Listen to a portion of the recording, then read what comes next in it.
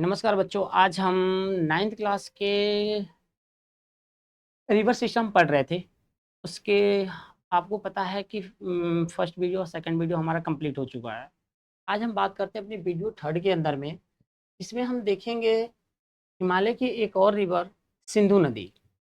सिंधु नदी के स्पेसिफिकेशन साथ साथ उसकी विशेषता और उसको लेकर के भारत और पाकिस्तान के बीच जो डिस्प्यूट है, बात करते हैं, देखते हैं। कुछ एक स्लाइड आपको यहाँ पे दिखाई दे रहा होगा। जैसे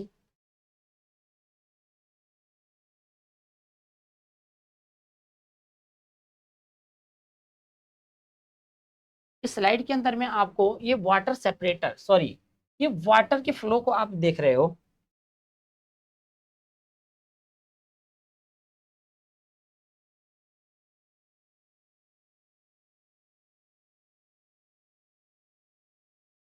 सेडिमेंटल सोर्स अगर हम रिवर के अंदर में आकर के बात करते हैं तो ये नदियों का उद्गम पॉइंट होता है, ओरिजिन पॉइंट होता है। वो कहाँ से निकलती हैं? तो बच्चों लास्ट वीडियो में आपको मैं बताया था कि हमारे इंडिया के अंदर में दो प्रकार की नदियां हैं, एक पेंसुलर है और एक हिमालयन रिवर है। तो हिमालय से आने वाली जो नदियां हैं, जिसके अंदर में गंगा, सिंधु और ब्रह्मपुत्र है, जिसमें हमने गंगा और ब्रह्मपुत्र के बारे में बात किया था। आज हम बात करेंगे सिंधु रिवर के बारे में। तो सिंधु नदी का ओरिजिन पॉइंट के बारे में जानने से पहले थोड़ा सा हम जानते हैं, ताकि हमारा क्विक रिवीजन हो जाए लास्ट वीडियो का। तो ये आपको क्या दिखाई दे रहा है? माउंटेन्स, ये हिल एरिया आपको दिख रहा है, और यहाँ पे ये व्हाइट व्हाइट पार्ट जो दिख रहा है, ये क्या है? ग्लेशियर है। अब मान लो ये ग्लेशियर क्या है, ये स्लोप बनाएगा, ग्लेशियर पिघलेगा, तो देखो एक पॉइंट पे आकर के ये नदी क्या हो रही है, यहाँ पे क्या हो रहा है, ये नदी आपको बनती हुई, और ये रास्ते में क्या करेंगी, बहुत सारी धाराओं को लेकर के भी आगे बढ़ेंगी। तो ये तो मुख्य नदी हो गई, और ये इनके सहायक नदियां हो गई। और एंड में नीचे जाकर के आप देखोगे तो दो सिचुएशन बनेगा, एक बनेगा डेल्टा और एक बनेगा इस्चुअरी। इस्चुअरी का अर्थ होता है नदी मुख। क्या होता है? नदी मुख। अभी हम बात करेंगे इन दोनों में क्या डिफरेंट है। तो ये नदी के जो सोर्सेस है वो आप देख रहे हो।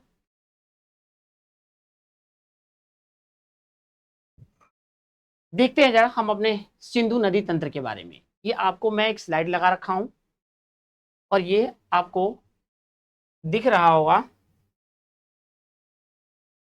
ये सिंधु रिवर,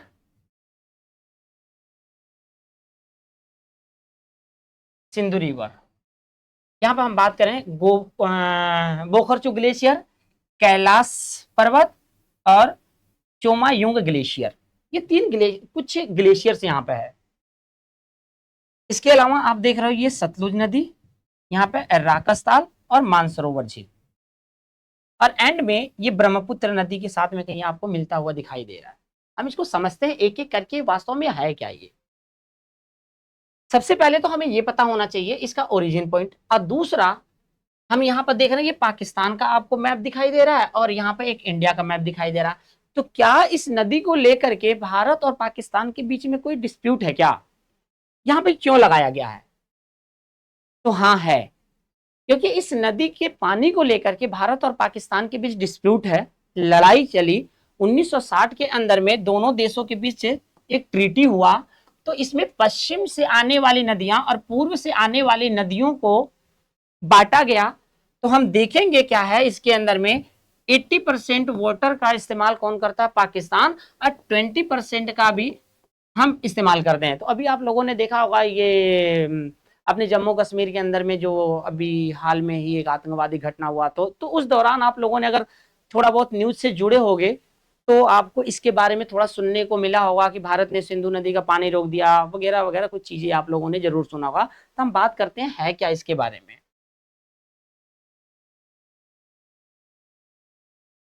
बच्चों अब हम इसको देखते हैं, जानते हैं अपने सिंधु नदी के ओरिजिन पॉइंट को।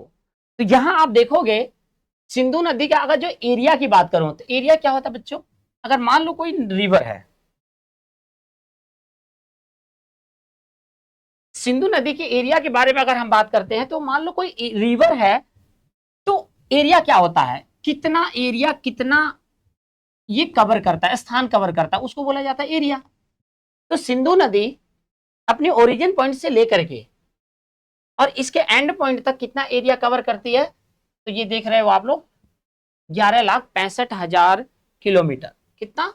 11,65,000 किलोमीटर स्क्वायर क्या है, ये टोटल एरिया कवर करती है। इसके अलावा अगर मैं भारत के अंदर में बात करेंगे तो ये आपके सामने एक डाटा दिखाई दे रहा है, कितना? 3,21,289 किलोमीटर स्क्वायर, वर्ग किलोमीटर स्क्वायर के अंदर में। तो ये हम बात करेंगे किसका? पूरे सिंधु रिवर का एरिया। और दूसरा हमारे इंडिया के अंदर में अगर हम बात करते हैं तो कितना दिखाई दे रहा है आपको? 3,21,289 किलोमीटर। इसके अलावा अगर इसकी टोटल लंबाई की बात करते हैं, अगर टोटल लंबाई की बात करते हैं सिंधु की, तो जहां से निकल रही है, यहां से देखो मानसरोवर ग्लेशियर, यहां से निकल करके ये तिब्बत से, ये देख रहे हो आप लोग, भारत होते हुए क्या कर रही है? सिंधु नदी पाकिस्तान के अंदर में जाकर के इधर अरब सागर में जाकर के क्या होगी? मिलेगी।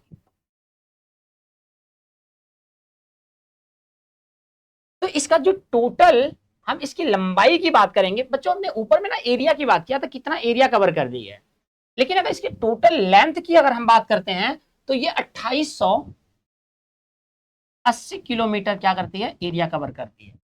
तो हमारा सारा तो नहीं है ये, जो पाकिस्तान में है वो तो पाकिस्तान के अंदर में है, और जो तिब्बत और चाइना के अंदर में होगा उसको तो हम कंसीडर करेंगे नहीं। तो हम बात करेंगे भारत के अंदर में कितना डिस्टेंस कवर करती है ये, तो 1114 किलोमीटर। बच्चों कितना? 1114 किलोमीटर। आप थोड़ा सा ध्यान देना इसके ऊपर। अगर हम बात करेंगे इसकी टोटल लेंथ की तो 2880 किलोमीटर। बात करेंगे भारत के अंदर में कितना एरिया कवर करती है, तो ये है 1114 किलोमीटर। इसके अलावा ये भारत के अंदर में बहने वाली सबसे पश्चिम की रिवर है। अगर हम इसको बात करेंगे, ये उत्तर, ये दक्षिण, ये पश्चिम, और ये क्या है? पूर्व। तो भारत के सबसे पश्चिम में बहने वाली जो रिवर है ये कौन सी है? ये सिंधु नदी। अगर हम इसके ओरिजिन पॉइंट की बात करते हैं तो ओरिजिन पॉइंट आपको दिखाया मैंने मानसरोवर झील, दिखाई दे रहा आपको? कैलाश पर्वत। कहां से? मानसरोवर झील से। देखो तिब्बत में कैलाश पर्वत के पास क्या है? बुखरचू के निकट क्या है? मानसरोवर झील। दो पॉइंट याद रखना, एक तो कैलाश पर्वत, दूसरा बुखरचू, ये क्या है? दर्रा है। और यहां पे एक ग्लेशियर है, मानसरोवर झील से क्या हो रही है? ये निकल करके आ रही है। इसका तिब्बत में नाम क्या है? कुछ और है, और भारत में इसका नाम क्या है? कुछ और है। तो तिब्बत में इसको बोला जाता है सिंगी खबाब या शेरमुख। तिब्बत तक इसका नाम क्या चीज है? तिब्बत में जहां तक बह रही है इसका नाम है सिंगी खबाब या शेरमुख के नाम से जाना जाता है। और सिंधु नदी, सिंधु की जहां सहायक नदियां हैं वो मिठान कोट के पास आकर के सिंधु के अंदर में क्या होंगी? मिलेंगी। मैं आपको दिखाता हूं कहां पर, पाकिस्तान के अंदर में।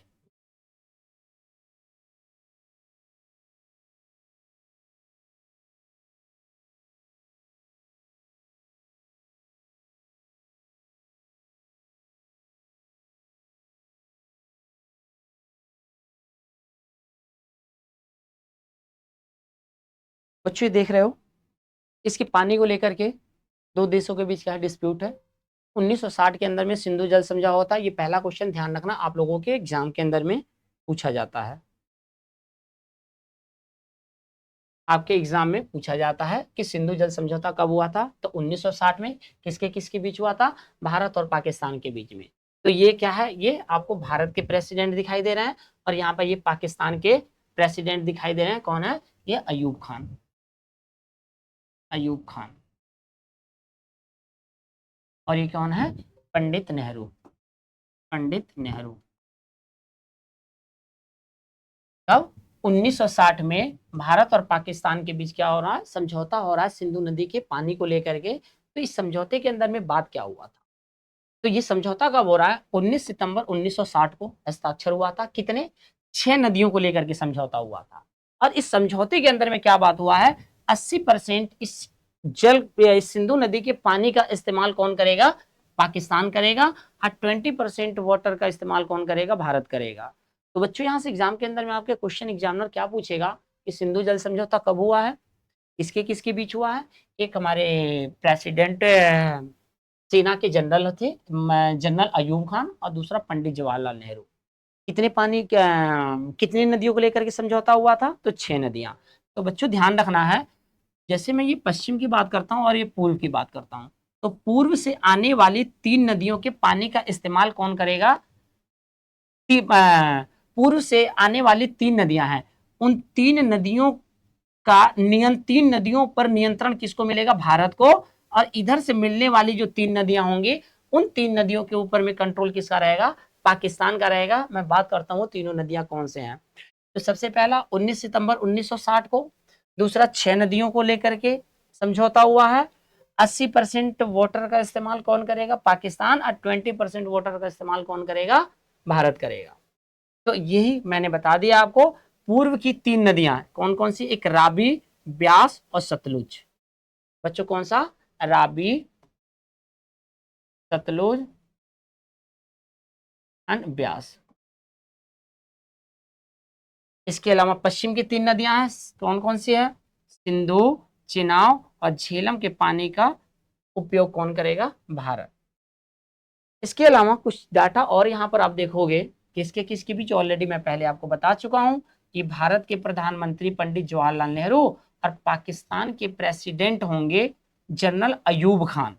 इस सेना का शासन होता है, सेना ने अपने हाथ में ले लिया था, तो ये प्रेसिडेंट बनेंगे, तो इनके बीच समझौता हो रहा है।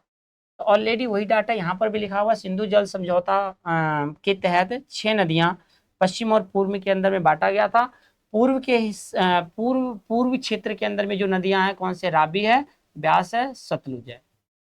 इसके अलावा पश्चिम के हिस्से की जो नदियां हैं कौन? सिंधु है, चिनाब है, झेलम है। ये 20% पानी कौन इस्तेमाल करेगा? भारत। और 80% पानी का इस्तेमाल कौन करेगा? पाकिस्तान करेगा। तो बच्चों यहाँ पर आपके एग्जाम के अंदर में क्वेश्चन आएगा, ध्यान देना है। तो यह एक बार आप मैप को देखना, ये आपको इस पिक्चर से आइडिया मिलेगा, क्योंकि हर साल एग्जाम के अंदर में एग्जामिनर पूछता है क्वेश्चन।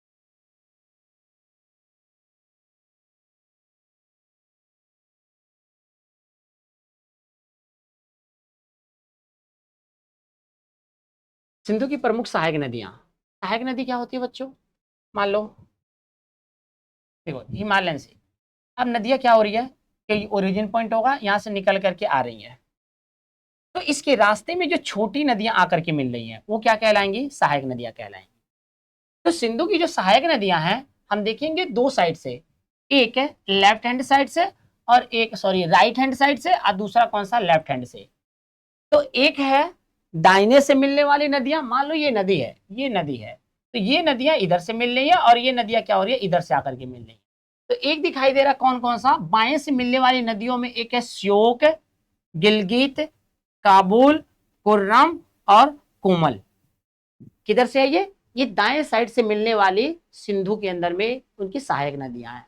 अगर मैं बाएं से बात करता हूं तो सबसे पहली कौन सी मिलेगी? जास्कर। अच्छा एक बात ध्यान रखना बच्चों, ये सीक्वेंस में है, सबसे पहले कौन सी मिली उसके बाद कौन सी मिली है, उसी सीक्वेंस में रखा हुआ है मैंने।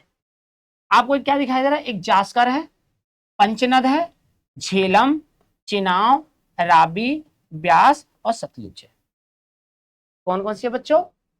सिंधु की सहायक नदियों में बाएं से मिलने वाली में श्योक, गिलगित, काबुल, कुर्रम और गोमल नदी है। बाएं से मिलने वाली नदियों में कौन कौन सी? जास्कर, पंचनद, झेलम, चिनाव, राबी, ब्यास और सतलुज है। आपके एग्जाम के अंदर में क्वेश्चन क्या पूछेगा एग्जामिनर कि सिंधु की सहायक नदियां कौन सी हैं, कौन सी नहीं है। तो आप सारा मत याद करना, इसमें से मैं जो बोल रहा हूं आप एक बार उसको जरूर देख लेना।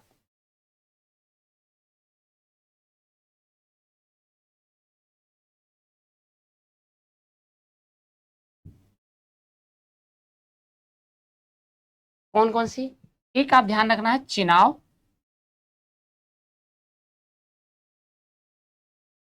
एक आपको ध्यान रखना है कौन सा, कहाँ गया, एक चिनाव, ये तो आप इधर का ध्यान रखना है, झेलम, राबी, ब्यास और सतलुज। कौन सी? बाएं से मिलने वाली नदियों आप ध्यान रखो। इधर से मिलने वाली नदी में आप एक काबुल नदी को थोड़ा सा ध्यान रखना, जरूरत नहीं है, वैसे डाटा था, किताब में नहीं है, ये मैंने अपनी तरफ से डाल दिया है, बस आपको पता होना चाहिए कि ऐसी चीजें भी कुछ हैं। इसके अलावा एक छोटा सा ट्रिक है, अगर आपको लगेगा याद हो जाए तो एक बार देख लेना। क्या है? सर इंदिरा कल नत पहन करके भाग गई जैसे सर से सरहिंद परियोजना। कहने का मतलब क्या है इस नदी के ऊपर में कुछ डैम बनाए गए हैं। डैम क्यों बनाया जाता है? वास्तव में पानी के बहाव को रोकने के लिए। उससे क्या होगा? पानी के बहाव को रोक करके पानी को डाइवर्ट करके अलग अलग दिशा के अंदर में, जिससे क्या होगा, किसानों को खेती करने के लिए या जिस क्षेत्र में पानी नहीं हुआ या फिर बिजली उत्पादन के लिए इस्तेमाल किया जाता है। तो आप बात करेंगे इस नदी पर। कौन सी नदी? एक देखो, सिंधु की सहायक नदी सतलुज है, और इस सतलुज नदी पर क्या है, एक कुछ परियोजनाएं बनाई गई हैं। जैसे सरहिंद परियोजना, किस पे है? सतलुज पे है। इंदिरा गांधी परियोजना, तो इंदिरा गांधी नहर परियोजना। इसके अलावा कोल परियोजना, नाथपा झाकरी परियोजना, या भाखड़ा नांगल परियोजना। आपके एग्जाम के अंदर में एक आपको ध्यान रखना, भाखड़ा नांगल, और एक इंदिरा गांधी और सरहिंद, जो बहुत इंपॉर्टेंट है। एग्जामिनर क्वेश्चन पूछता है ये डैम या ये परियोजना किस नदी के ऊपर में बनाया गया है और ये किसकी सहायक नदी है। तो ये किसकी? सिंधु की सहायक नदी सतलुज के ऊपर में क्या है, कुछ परियोजना प्रोजेक्ट भारत सरकार के द्वारा बनाया गया है। इसका उद्देश्य क्या होता है? बिजली उत्पादन के लिए। एक कौन कौन? सरहिंद परियोजना, इंदिरा गांधी नहर परियोजना, कोल परियोजना, नापता झाकरी परियोजना और भाखड़ा नांगल परियोजना। तो बच्चों ये थोड़ी सी चीजें हैं, कुछ याद रखना है जो आपके एग्जाम पॉइंट ऑफ व्यू से बहुत ही इंपॉर्टेंट है। अगर मैं सिंधु की सहायक नदियों के अंदर में बात करूं, खास करके कौन से? सतलुज, जो आपके किताब के अंदर में भी दिया हुआ है। तो इसके ओरिजिन पॉइंट की अगर हम बात करते हैं तो देखो, ये भी तिब्बत के मानसरोवर के निकट राकसताल झील से निकलती है। कहां से बच्चों? सिंधु नदी किसकी सहायक है? ये सॉरी, सतलुज नदी सिंधु की सहायक है। ये कहां से निकल रही है? जहां इसका ओरिजिन पॉइंट है मानसरोवर झील, लेकिन वहां पर क्या है, राकसताल झील है, यहां से निकलेगी ये। दूसरा पॉइंट, तिब्बत में इसको लॉन्ग चैन खबाब के नाम से जाना जाता है। इसको, सतलुज को तिब्बत में लॉन्ग चैन खबाब के नाम से जाना जाता है। तो ये कौन सी है? ये सिंधु की सहायक नदी सतलुज है। दूसरा इसकी सहायक नदी कौन सी है? चेनाब। जो इंपॉर्टेंट है वो बच्चों मैंने आपके एग्जाम के लिए लिया है, तो आप उनके ऊपर ही फोकस करें। दूसरा कौन सा है? ये चेनाब नदी। अच्छा, ये दो नदियों के धाराओं से बन के मिल करके बनी हुई है। तो पहला कौन सा है? चंद्रा, और दूसरा कौन सी है? भागा।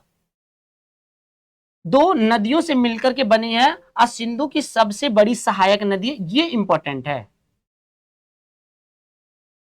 कौन सी? चिनाब नदी सिंधु की सबसे बड़ी सहायक नदी है, जो इंपॉर्टेंट है। आपको थोड़ा इस पर ध्यान देना है।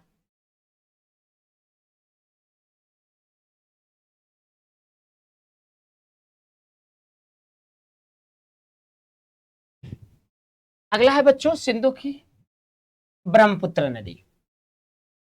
कौन सी है? ब्रह्मपुत्र नदी।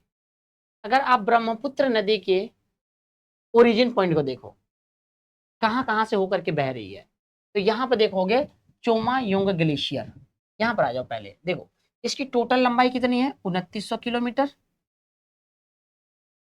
तिब्बत में कितनी बहती है ये? 1625 किलोमीटर। और भारत में बहती है कितनी है? 916 किलोमीटर। और बांग्लादेश के अंदर में 960 किलोमीटर। कौन सी बच्चों? देखो, अगर सिंधु नदी तंत्र के टोटल लंबाई की हम बात करेंगे तो कुल लंबाई इसकी 2900 किलोमीटर है। तीन देशों से होकर के बह रही है। एक हमें दिखाई दे रहा, एक तिब्बत के ऊपर में चाइना का कंट्रोल है, तो चाइना तिब्बत में 1625 किलोमीटर, भारत में 916 किलोमीटर, बांग्लादेश के अंदर में 360 किलोमीटर का डिस्टेंस ये कवर करती है, जो इंपॉर्टेंट है। थोड़ा सा आप लोग इसके ऊपर में ध्यान देना। अब हम इसके बात करते हैं ओरिजिन पॉइंट की। देखो, ये कहां से निकल रही है? ये निकल रही है चोमा युंग ग्लेशियर, तिब्बत के अंदर में। ये देखो, ये ग्लेशियर है, बर्फ का पहाड़, तिब्बत। किस नाम से? देखो, सांगपो नदी। तिब्बत में इसका नाम क्या है? सांगपो है ये। और ये सिक्किम के पास में, कहां पे? नमचा बरवा के पास में भारत में एंटर करेगी। कहां पर? नमचा बरवा के पास में ये भारत के अंदर में क्या कर रही है? एंटर कर रही है। और यहां से आप देखोगे मिसमी की पहाड़ियां,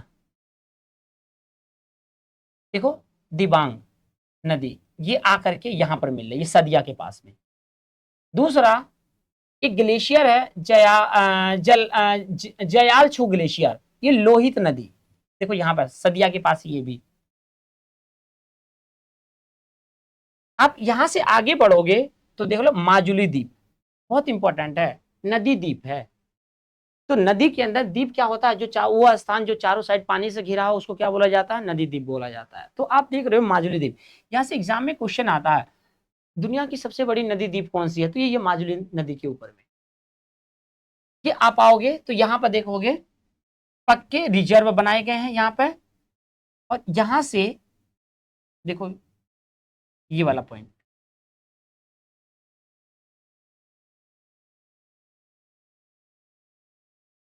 मानस तीस्ता नदी। देखो दूसरा कौन सा है, एक झील है चोलामू झील, यहाँ से कौन सी आएगी, तीस्ता नदी, जलपाईगुड़ी बंगाल के अंदर में, यहाँ देखो सदिया दुबरी के पास में जाकर के मिल रही है। तो हमें इतना ज्यादा देखने की आवश्यकता नहीं है, बस हमें ये पता होना चाहिए इसका ओरिजिन पॉइंट है क्या है, और इसके ओरिजिन पॉइंट तिब्बत के अंदर में इसको किस नाम से जाना जा रहा है, भारत में कहां से, देखो यू शेप बना करके भारत के अंदर में क्या कर रहे हैं, एंटर कर रही है ये, और अंत में कहां पे चली जाएगी, बांग्लादेश के अंदर में ये चली जाती है। तो हमें इसके अंदर में क्या क्या याद रखना है, एक तो हमें बात करना इसकी टोटल लेंथ कितनी है, दूसरा तिब्बत में कितना डिस्टेंस कवर करती है, भारत में कितना डिस्टेंस कवर करती है, और बांग्लादेश के अंदर में कितना डिस्टेंस ये कवर करती है।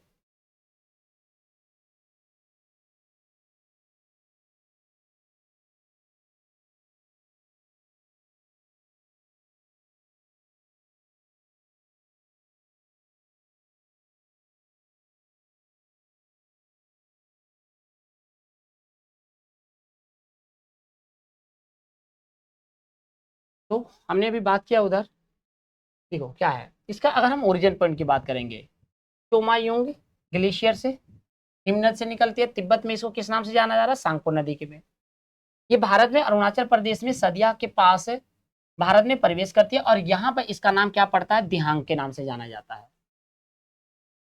इसके बाद में असम में दिहांग के साथ में लोहित नदी मिलेगी, ये देखो, इसके बाद में ये ब्रह्मपुत्र कहलाएगी, तो कहां पर, असम में। बांग्लादेश में ब्रह्मपुत्र नदी और तीस्ता नदी, कौन कौन सी, देखो बांग्लादेश के अंदर में जब इंटर करेगी तो ये ब्रह्मपुत्र तीस्ता से मिलेगी नदी से, और यहां पर बांग्लादेश में इस नदी को जाना जाएगा जमुना के नाम से। इसके अलावा माजुली द्वीप इसी नदी पर है, तो माजुली द्वीप किस नदी पे है, तो ब्रह्मपुत्र नदी पे है।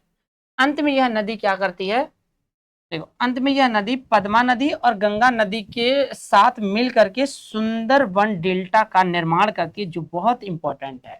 डेल्टा क्या होता है बच्चों, एक बार डेल्टा मैं आपको लास्ट वीडियो में बताया था, जब नदी अपने साथ बहती है साइड से, तो जब ये प्लेन वाले एरिया में आती है और नदी में मिलने से पहले ये कई धाराओं के अंदर में बट गई, और ये जो बीच का स्थान बनेगा ये बहुत ज्यादा वेजिटेशन वाला है, यहाँ पे जीवन की विविधता बहुत ज्यादा होगी, और अंत में क्या होगा, समुद्र के अंदर में बहुत सारे धवाम होने के बाद में जा करके समुद्र में मिलेगी।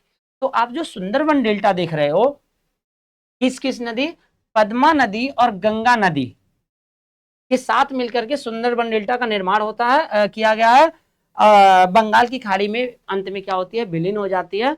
तो सुंदरबन डेल्टा इन दो नदियों के, पद्मा और गंगा नदी के द्वारा निर्माण किया जा रहा है। आपके एग्जाम के अंदर में ये क्वेश्चन पूछा जाएगा। अच्छा, सुंदरबन डेल्टा के बारे में आपको लास्ट वीडियो में मैं बताया था, उस वीडियो में क्या था, तो वहां हमने बात किया था, वहां पे एक सुंदरी नामक वृक्ष पाया जाता है, और उसी वृक्ष के नाम पर उसका नाम क्या रखा गया है, सुंदरबन डेल्टा रखा गया है। बहुत खूबसूरत है, मैंने लास्ट वीडियो में आपको मैंने पिक्चर के थ्रू समझाया दिखाया, तो एक बार आप लास्ट वीडियो देखना, जहाँ पे मैं गंगा नदी गंगा रिवर सिस्टम को पढ़ा रहा था, बताया था, उसमें एक बार आप जरूर देखना जा करके।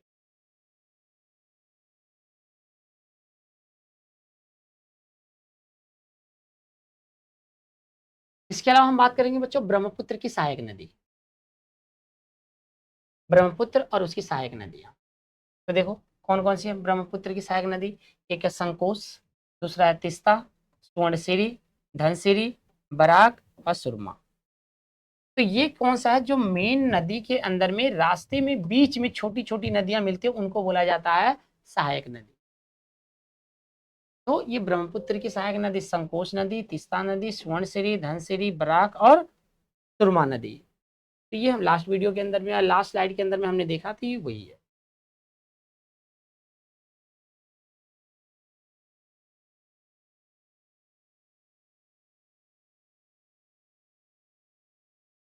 तो इस वीडियो के अंदर में इतना ही था। हम नेक्स्ट वीडियो के अंदर में बात करेंगे प्रायद्वीपीय भारत की नदियों के बारे में।